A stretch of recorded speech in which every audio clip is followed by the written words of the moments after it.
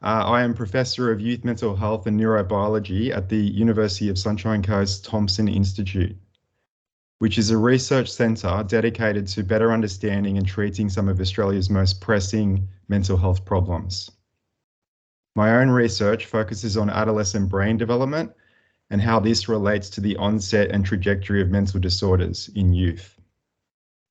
I'm also the program coordinator of the Mental Health and Neuroscience postgraduate degrees, which all involve self-paced and online courses created and taught by clinical and research experts.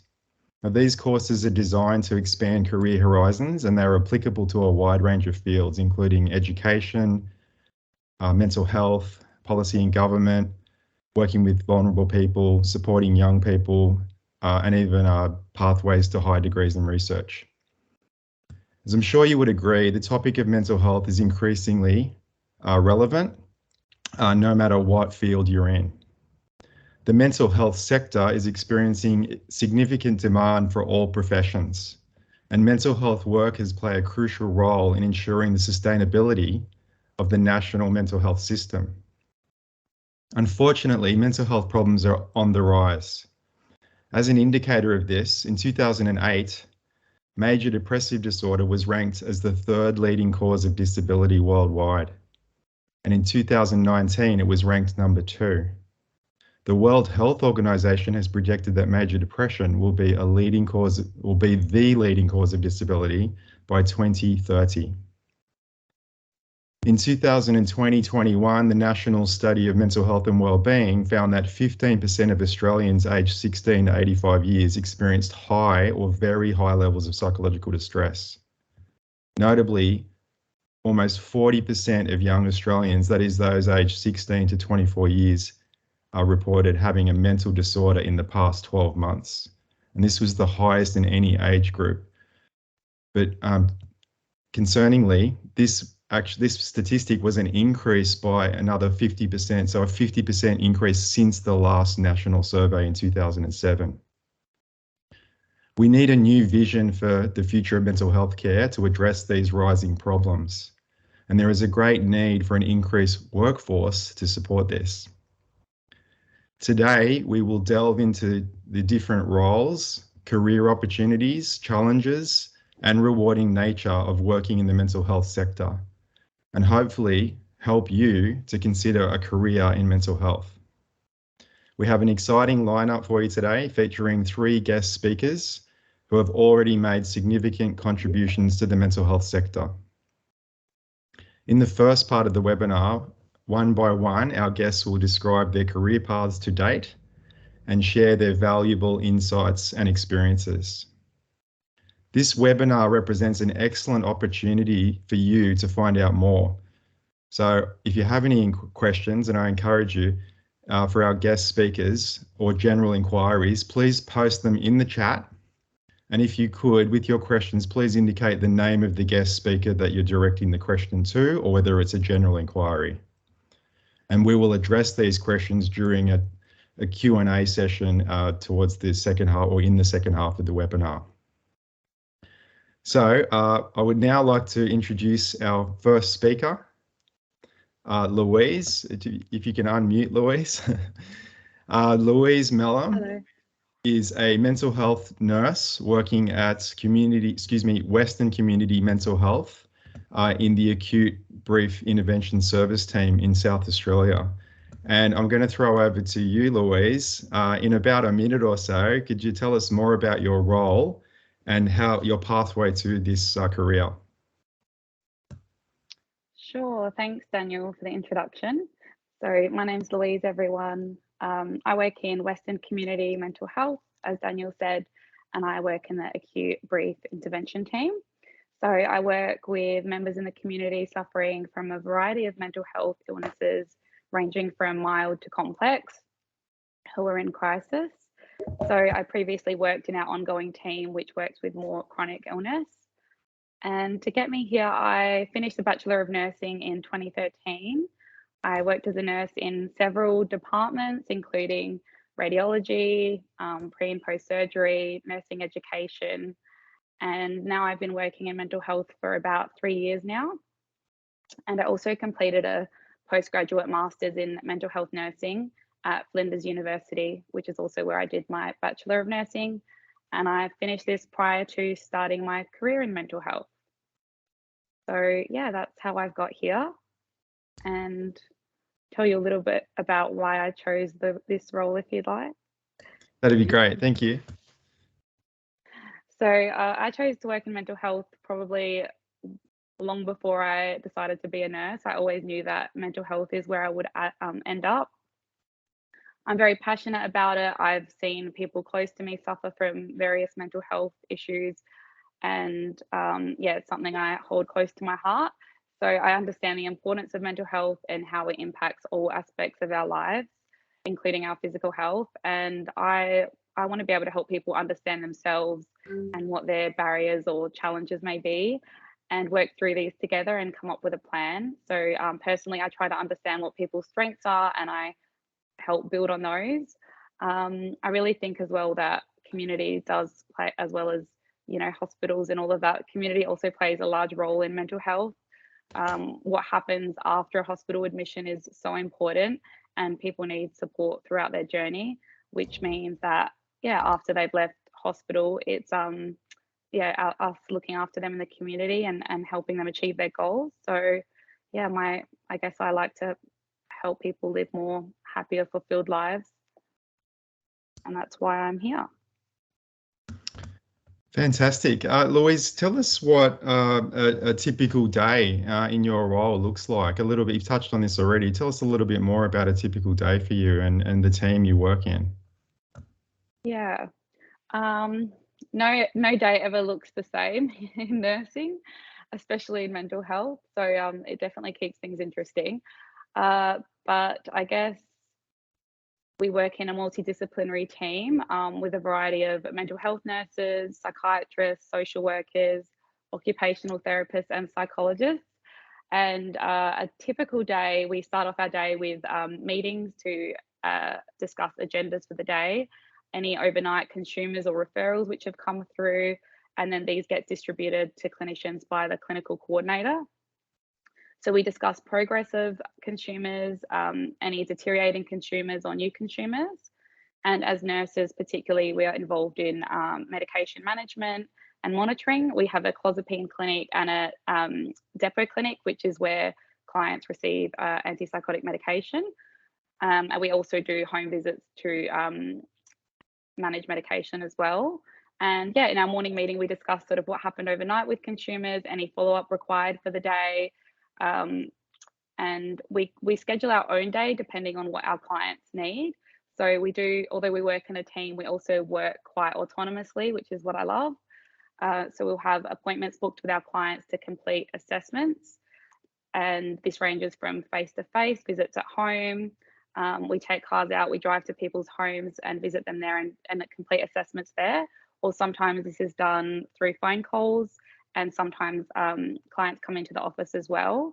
And I guess we just determine on a day-to-day basis what the acuity is. So if there's a crisis that's come in the morning, particularly in the acute team, we will prioritize that, of course, and discuss sort of what we need to do on the day. And we help each other as a team. We go out in pairs, like for safety measures. And yeah, we make sure everyone is supported in our team, including new or junior staff. And yeah, in between that, I guess it's just documentation and doing office work and trying to get a break when we can. That's probably how I would summarize what a day looks like. Thank you. Perhaps a more related or specific question to what you were just saying, or to build on what you were just saying. Can you tell us or describe some of the challenges that you encounter in your role? Yes. I think probably the thing that stands out most would be probably the demand. There is a big demand, and a lot of people, you know, need help and support. And I think, you know, that's always challenging because we want to help everyone as much as we can, and we wish we had, you know, 50 hours a day, but unfortunately we don't. So I guess we manage this by prioritizing what is most urgent, and that's how we work out how we can meet the demand. We delegate different tasks to different clinicians.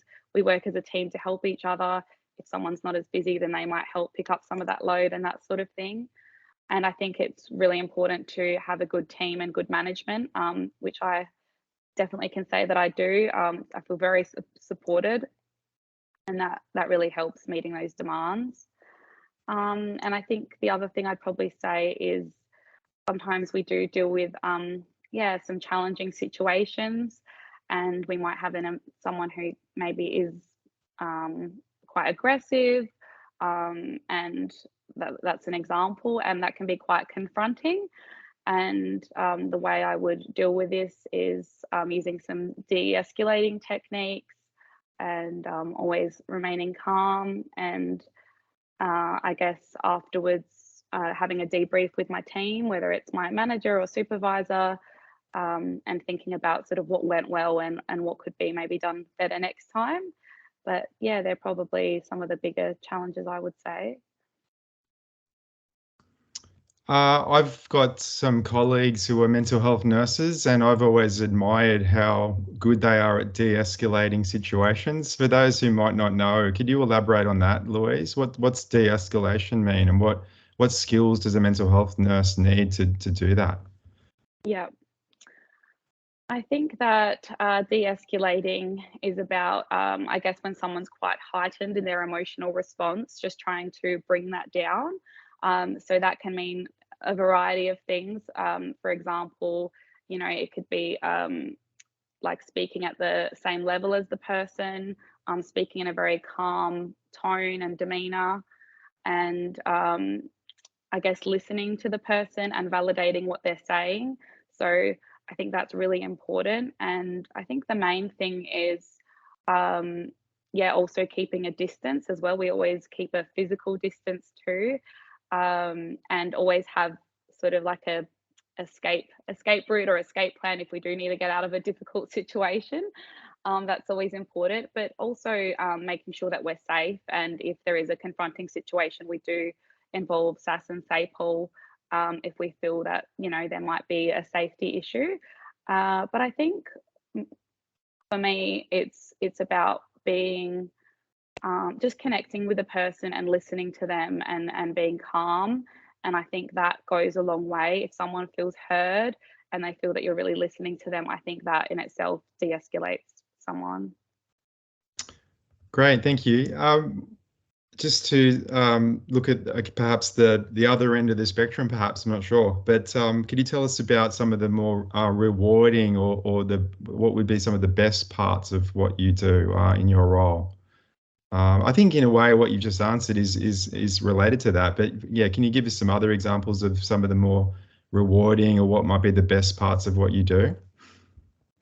Yeah, absolutely. I think for me, it's the small wins. It's the reward you get when you genuinely help someone and they tell you and they're thankful and grateful for that.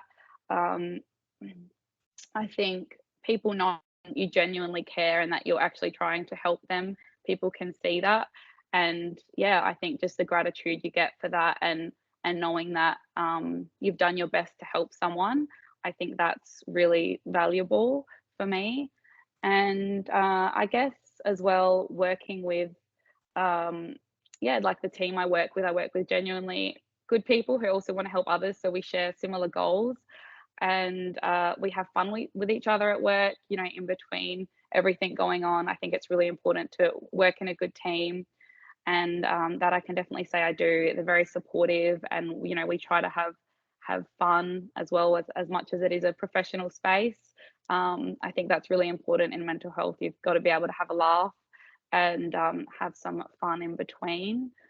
So yeah, that's what keeps me going, and they're probably the main rewarding things for me. I've got one more question for you, Louise, and then we'll move on to the next speaker. What are some of the things that you say to people outside of mental health about what you do in terms of your insights into the role and what you've discovered? Or even another way you might want to answer this is, do you have any tips for people coming into, so we've got a multiple choice question here, or do you have any tips for people who are thinking about being a mental health nurse? Perhaps something that you haven't told us already. Yeah, okay. I guess I would say, I think find out what you're really passionate about, and I guess take the steps to do that. I think a lot of people worry that maybe it's too late to change their career pathway, and I think it's honestly never too late to do another course, to do another certificate, or go down a different path. I think it's really important to find out what gives you fulfillment, and what you enjoy, and work towards that. I guess in my role now, I have an interest in different types of therapy, and although it probably fits in more with a psychologist role, we still um, do a lot of the techniques from the therapy when we're assessing consumers and we're seeing consumers. So just recently, I finished a couple of certificates in dialectical behaviour therapy and cognitive behaviour therapy, and my work has supported me with that. And I think, yeah, it's important to know that you can keep growing within your role, and there are so many different pathways that you can go down. In my experience, especially as a nurse, there are just so many different avenues. And I guess when I first started, I guess it took me, almost 10 years to get to where I am now. But I look at all of that as experience, and all of those different jobs I had really added to my role now and my skills. So I don't regret any of that. And I guess that's what led me to where I am now. So I think I would just tell people to just, create goals and work towards what they're passionate about. And yeah, I find mental health really fulfilling and I love it. So yeah, hopefully some more people get on board. Thank you so much, Louise. It's been great talking to you, and there will of course be a chance towards the end of this for you perhaps to answer some questions. And if people have any questions for Louise, like I said, please put them in the post. So thanks Thank you so again. much. Over to our next speaker now. Christian Aliferis is a registered psychologist working at Turning Point Alcohol and Drug Centre, and also at Banyule Community Health in Victoria. Hi, Christian. Nice to see you. Tell us a little bit about, as you've just heard, a summary from Louise. Tell us about your role and how you got to be where you're at. Thank you, Daniel. So I'm a registered psychologist. So in terms of study pathway, I've done a bachelor in psychology, and then I've done an equivalent honours year or graduate diploma in psychology. So I did my first 4 years at Deakin University in Melbourne, Victoria. And I didn't know what area of psychology I wanted to pursue. So I decided to undertake a Master of Professional Psychology through Monash University, which is 1 year master's degree by coursework, and there's a placement component as well. And then I completed a 1 year internship to achieve full registration as a psychologist. And now I've gone back to do my master's in clinical psychology. So I've done a few years of study, but it's been really great. Thank you. Yeah, perhaps I might take the opportunity to ask you to elaborate on that. You're a registered psychologist already, but you're doing clinical masters in psychology. Tell us a little bit more about why you do that and what that means in terms of your career outcomes. Sure. So in terms of being a generalist psychologist, there are a lot of opportunities. Still, however, once I was completing my internship, I noticed I was working with a lot of clients who are presenting with complex mental health issues that have been complicated by addictive behaviours like substance use and gambling. So my interest just grew from that, and I felt like my study wasn't completely finished yet. So I decided to pursue clinical psychology, and found this has a stronger focus on working with mental illness and clients presenting with mild to moderate and severe complex mental health problems. Great, thank you. Tell us, Christian, tell us what a day, looks like for you in your role. I remember we had a chat before and you said that you do some face-to-face interviews and assessments, but you also do online work. Yeah. Is that you do those in one day? But I guess you might. Tell us what a day in the life of Christian looks like in terms of being a psychologist. Sure. I guess just to echo Louise, no day is typical.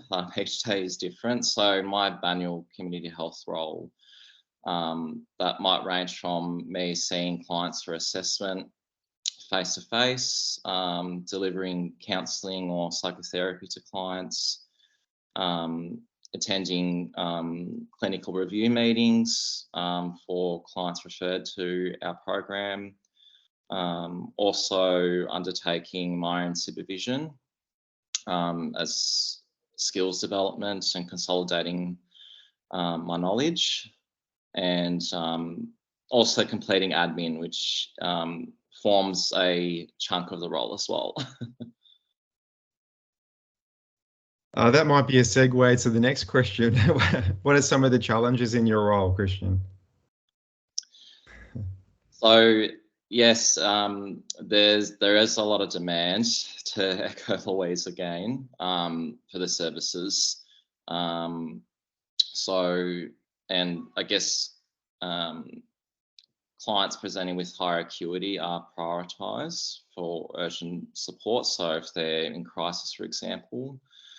So I guess it's balancing your time effectively and managing self-care, because the role can come with a lot of emotional labour. That's certainly one challenge. I guess another challenge, particularly in my role, is we are presented with some ethical dilemmas, which can be quite complex to navigate. But I do have a really supportive team and a great supervisor and manager, so they're always available for debriefing and coming up with strategies to navigate that the most ethical way. Guess another challenge in my role is working with interpreters. So I do work with a lot of culturally and linguistically diverse clients, and it's great because I've learned so much from them. I've learned from all my clients. However, having an interpreter, there can be some communication barriers, so that can be a challenge to navigate too. Thank you.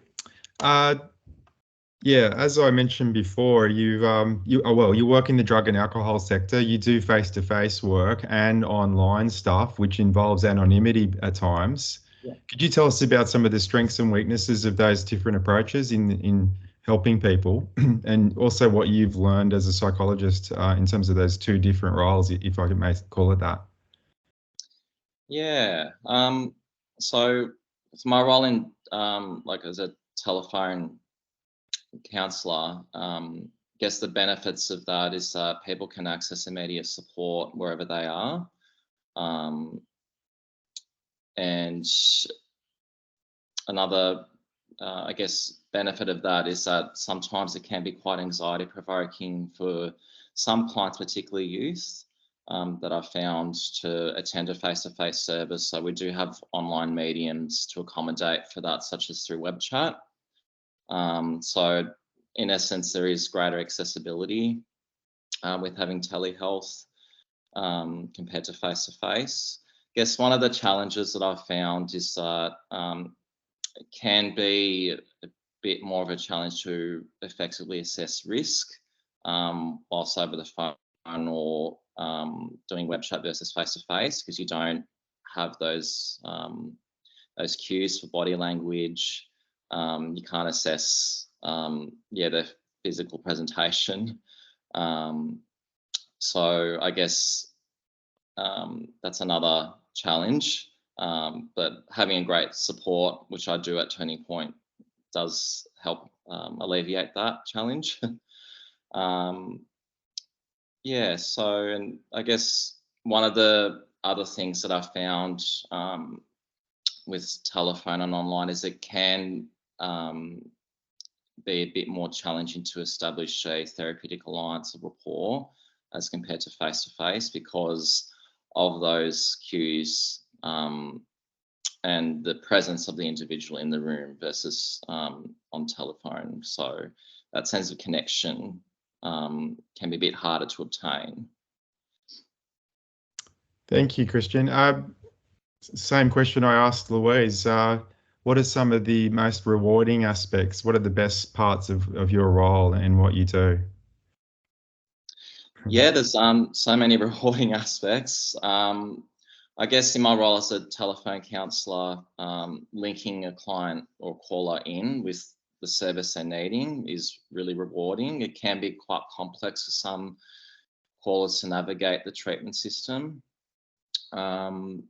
Another rewarding aspect is, receiving really great positive feedback from clients in terms of the progress they've made. And it's fairly routine for me to give psychometric assessments, so kind of pre and post measures that are designed to assess symptoms of mental health or drug and alcohol. And just noticing the reduction in symptoms and scores as the client progresses through treatment is very rewarding because it shows that, I guess I'm contributing to making a difference. Great, thank you. We are almost out of time. I'm going to ask you one quick one, but ask you to answer it quickly. What's any tips for people coming into this area as a psychologist?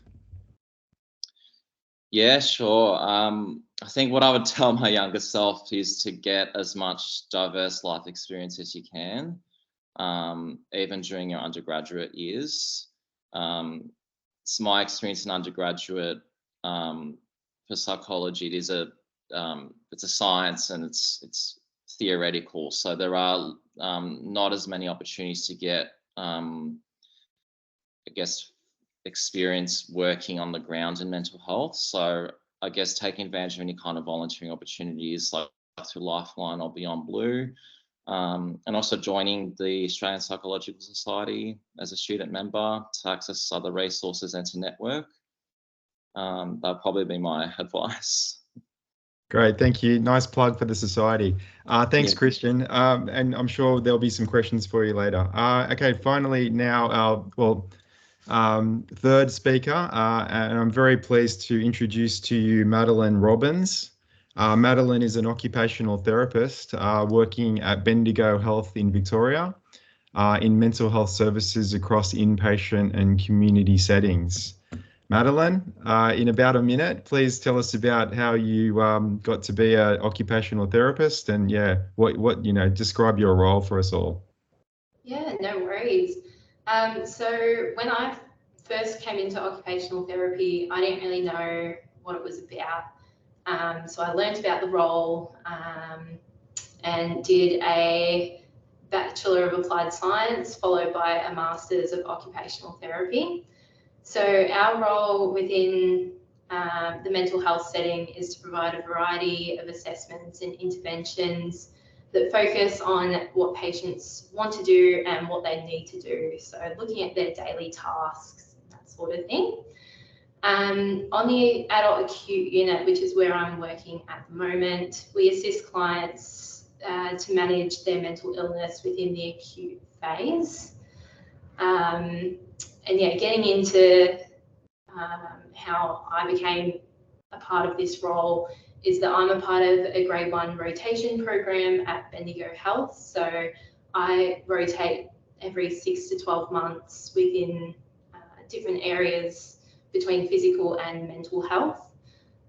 So I've done inpatient rehabilitation through amputees and orthopedics, community allied health, and now I'm on the adult acute unit, and I've been here for about 7 weeks. So still new to the mental health area, but really enjoying it. Great, thank you. I guess what many might not know is that, in mental health sector, there are often, in many services, multidisciplinary teams, as everyone's touched on.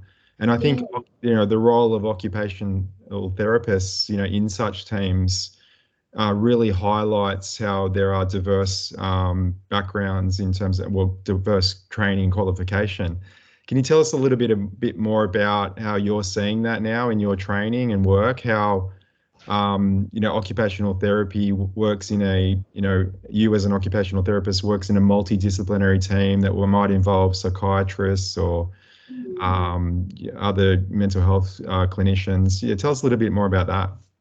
Yeah, so we work really closely with psychiatrists, the treating team, the nurses, social workers, and exercise physiologists as well, to really look at different areas that we can help patients in what they're wanting to do and what they're needing to do as well. So yeah, we all have a bit of an input about what discharge planning would look like, or what progress the patient is making, and how we can help them in the future when they do go home or go to a different facility.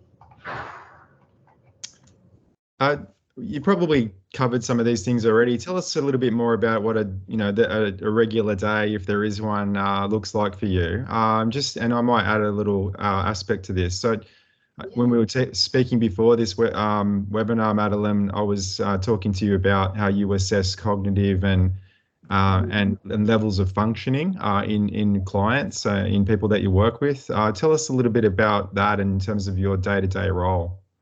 Yeah, so we look at quite a variety of things with patients. So we have a look at their activities of daily living.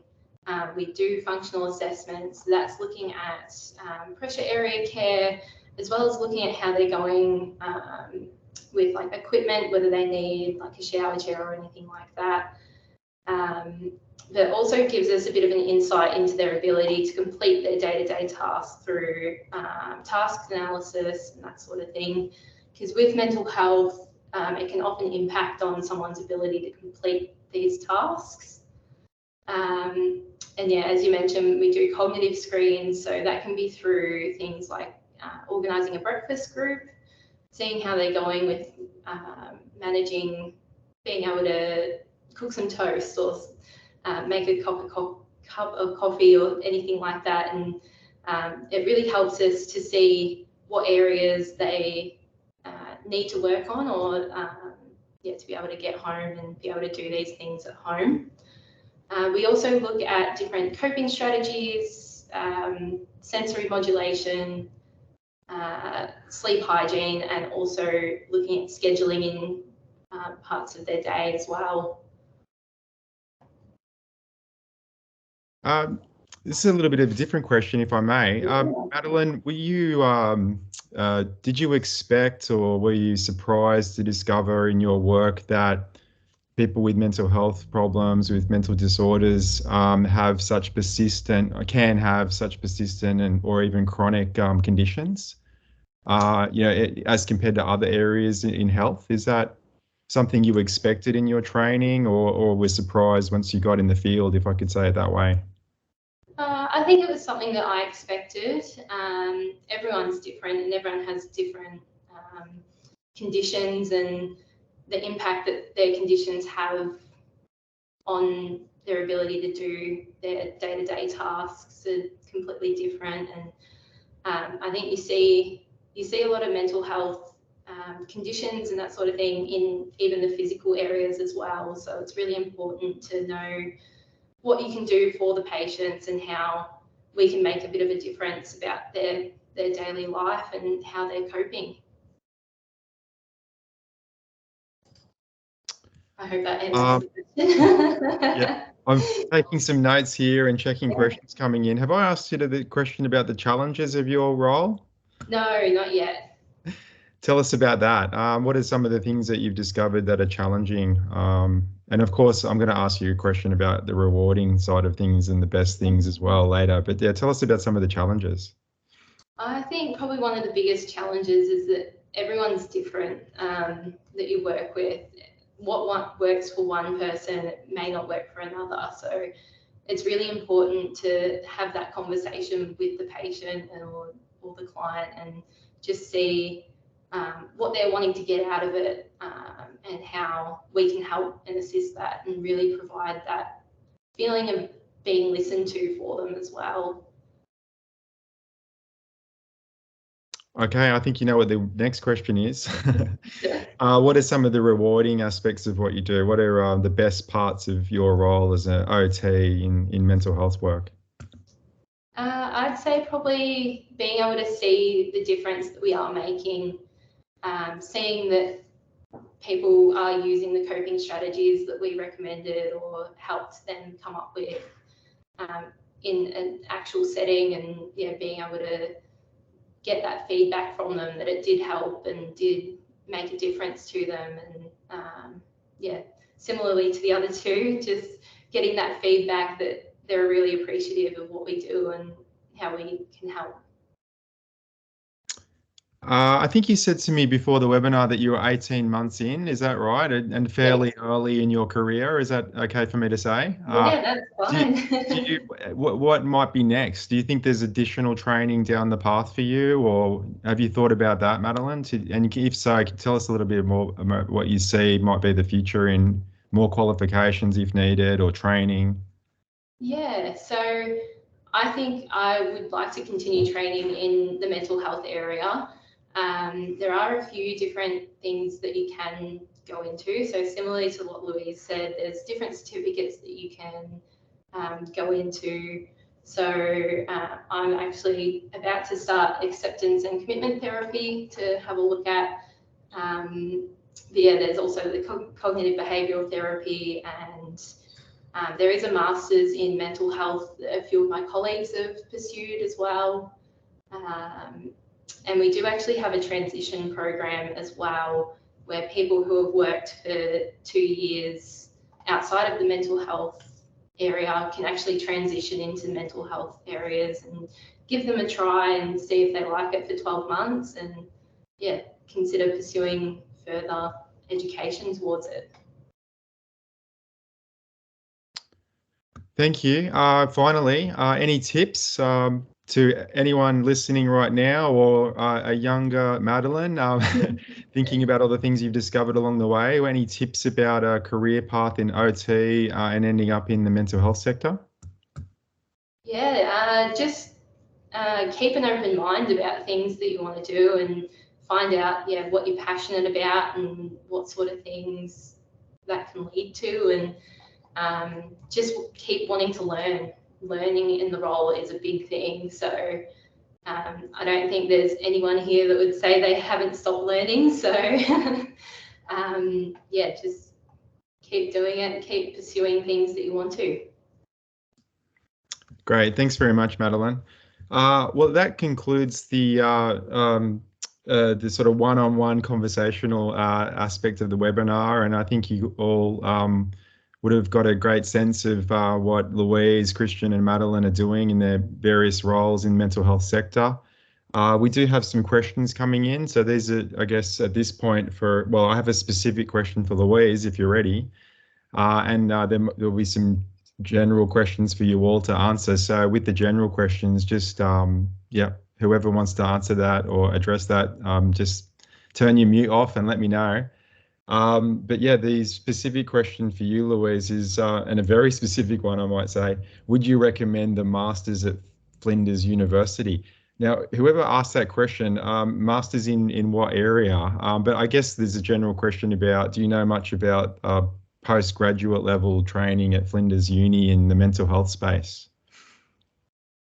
I guess somebody's thinking of going to Adelaide or already there, so. Yeah, that's good to hear. I guess with, I studied a Masters of Nursing, in particular mental health. So there's a lot of different avenues you can go with a Masters of Nursing. So my specialty, they've said Masters in Mental Health Nursing. Yep, there we go. Yeah. So that was, I believe, from memory, a year and a half full time. I actually was working full time and had a lot of other commitments in my life. So I studied that part time, which really worked well for me. I liked being able to have that option. And I felt that I could then focus on the subjects, those 2 subjects at a time. And do that more efficiently. I guess I've always been at Flinders Uni. I don't know any different. I really like the university. Never had any issues, and they're quite supportive. And I don't have anything negative to say. It was a positive experience for me. I definitely recommend it. And I guess the difference between doing a certificate or masters, or what's the other one? I've forgotten the one. A diploma. Yeah, so a certificate, a diploma, and a master's. I can say that if you do go up to a master's, you actually get, not that it's about this, but you do get paid more as well in every year that you work. So I think that's a bonus. You don't do it for that, but I didn't actually know that until I started working and realized that, you actually get paid for doing a master's when you work. So I think if that means doing a few more subjects, I would recommend it in the long term. And I learned a lot from it. All the subjects were really useful and really gave me a good insight into like different mental health disorders, different medications for specifically mental health and that sort of thing. So it really gives you a good insight into it. And also you get 2 5-week placements as well. One's in an inpatient setting, and then one would be in community. And that's how I found what I loved in community, by doing that placement. Hopefully that answers the question. Certainly does, and very well, thank you. Another question I have, I guess this is to anyone. How can, this is from a member of the audience, how can a disability support worker or community support worker move into a mental health career?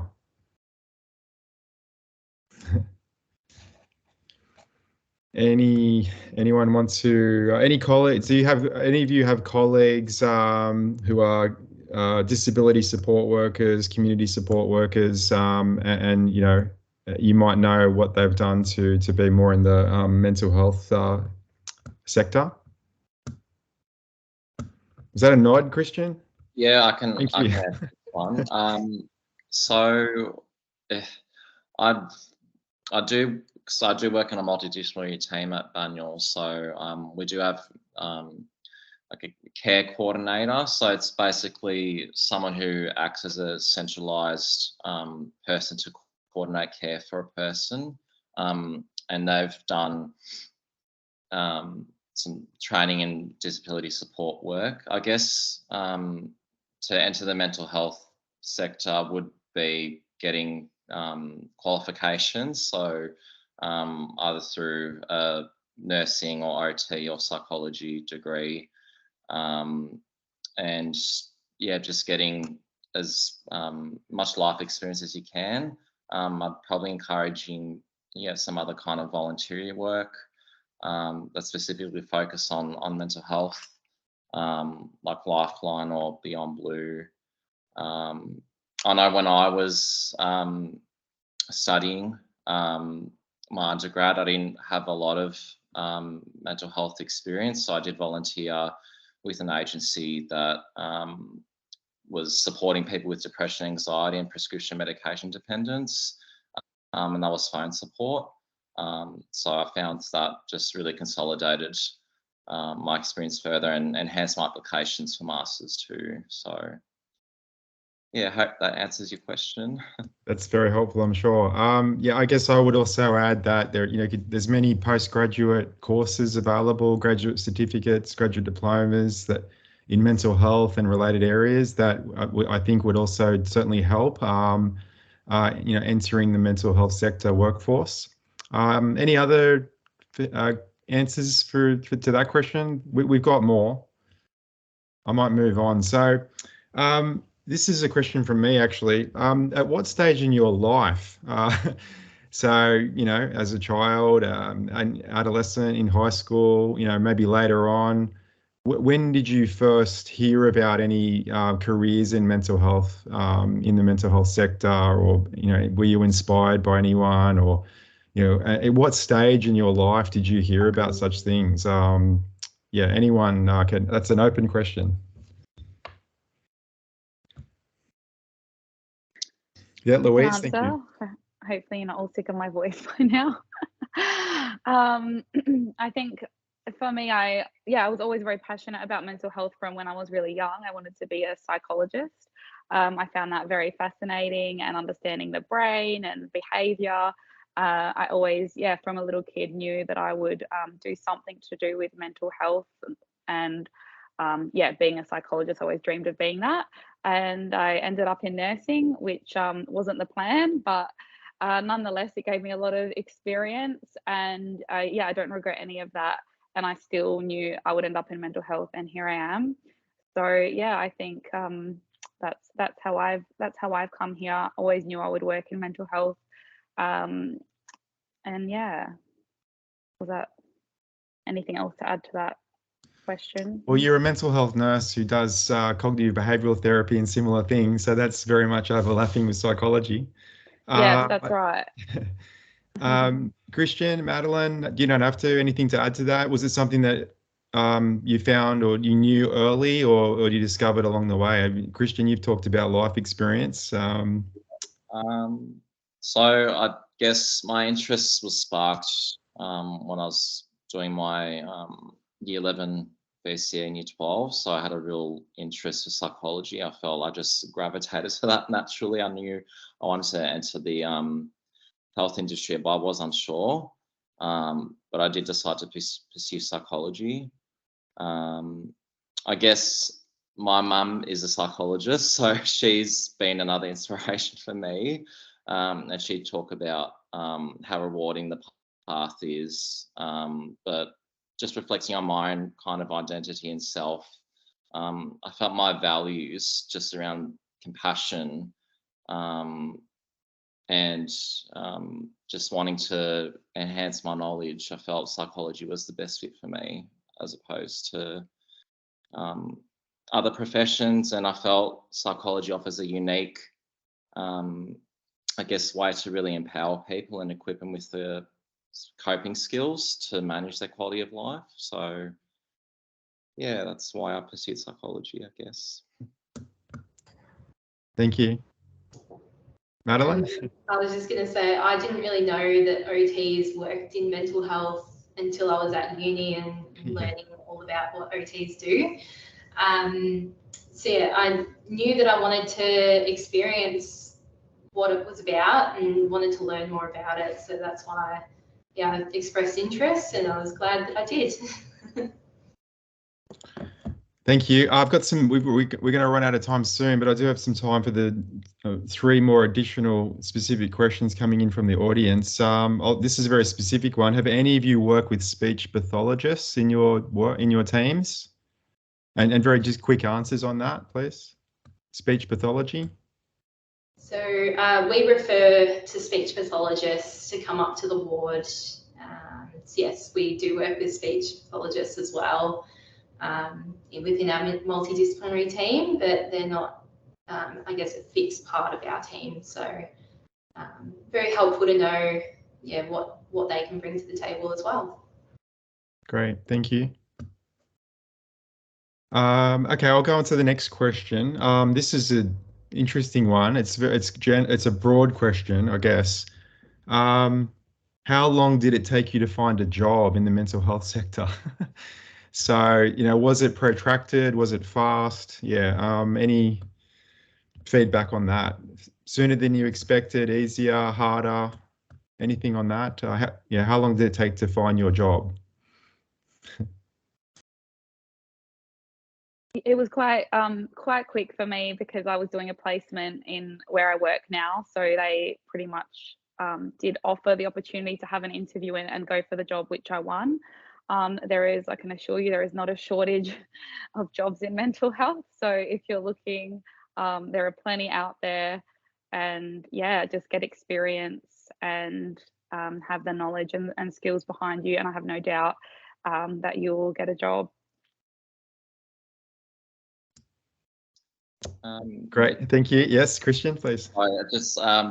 It took me a little bit longer to find my first role in mental health. I think that's because with undergraduate psychology, so your first 4 years, when I did the training, I think the curriculum has changed now, but there wasn't any kind of placement component. So I had to outsource my own volunteer experience. But once I got think 12 months experience in a volunteer role. I applied for a paid position. I got that.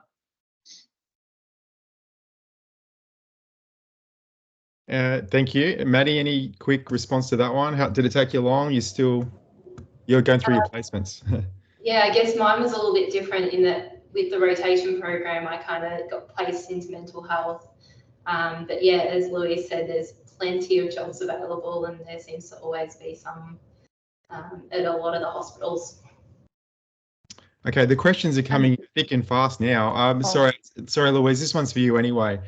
Is a Master in Mental Health Nursing a requirement to pursue a career as a mental health nurse after bachelor's degree in nursing? Is it a requirement? I believe it is a requirement. Yeah, these days I think you do have to have some sort of mental health certificate at the bare minimum behind you. So yeah, if it's not a master's, it could be a certificate or diploma. I think previously you didn't have to, but yeah, now you do. And I would just add to what I was saying before quickly. I think, yeah, you may not get a job straight away. However, if you're persistent, I think, just persist, and eventually, you will get one as well. So it doesn't always happen straight away. But yeah, with persistence, there are plenty out there. So thank you. I'm going to ask one more question and then wrap things up because we're running out of time, unfortunately. But this might be for you, Christian. For a Masters of Clinical Psychology, did you look at different universities? And if so, do you know if different universities have specific strengths? What would you assess in different programs, along the lines of what they cover, therapeutic approaches? I've talked about this with others recently. I think different schools, different universities do differ in the, even their makeup of academic and clinical staff. So yeah, tell us a little bit about that if you could. Yeah, so I guess for, the program I'm doing at Swinburne, what I really like about Swinburne is that there is a family therapy component, and usually this subject isn't covered in other clinical psychology masters. I guess I can't comment on all universities, but my understanding is that CBT is a core component of the psychology training. So having a foundation understanding and familiarity with CBT once you graduate will be expected. I think that was another part of the question. I'm not sure I've answered that fully. I think I'll ask you to stop there, Christian, because we're going to run out of time. But thank you so much. And what I will say about the questions is, for this one, we can elaborate on this, and others that we didn't get to, we can provide a summary for people afterwards. But we are unfortunately running out of time, so I have to wrap things up. Firstly, thank you to you all for being part of today's Careers in Mental Health webinar. We do hope that the insights from today have provided you with valuable knowledge for your journey in this field.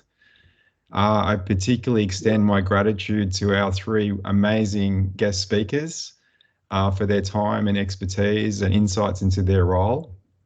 And I'm sure you would agree we had an excellent discussion. By way of summary, you've heard from three different fields, but obviously overlapping: mental health nursing, clinical psychology, occupational therapy.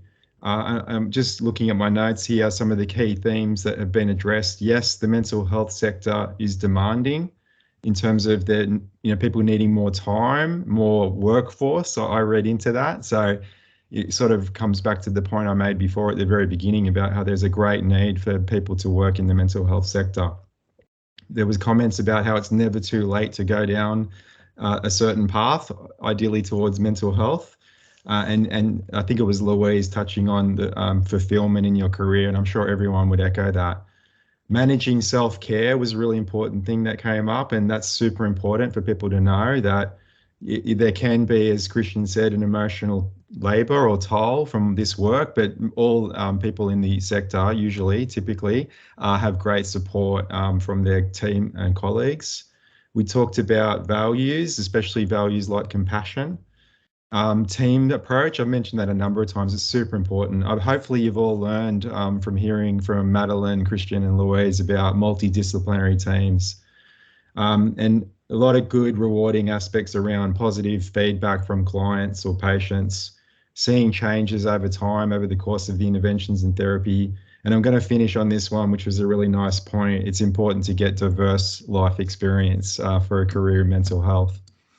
So as mentioned already, mental health workers are critical to the sustainability of the national mental health system. For those choosing a career in this field, please know you'll be entering a rewarding yet challenging profession where you'll be making, I think, really big differences to the lives of people every day.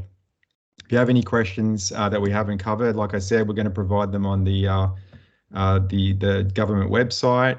And we'll provide other information and resources there. And at this point, I'm going to wrap it up and thank you all for being here today and have a wonderful day to you all. Thank you.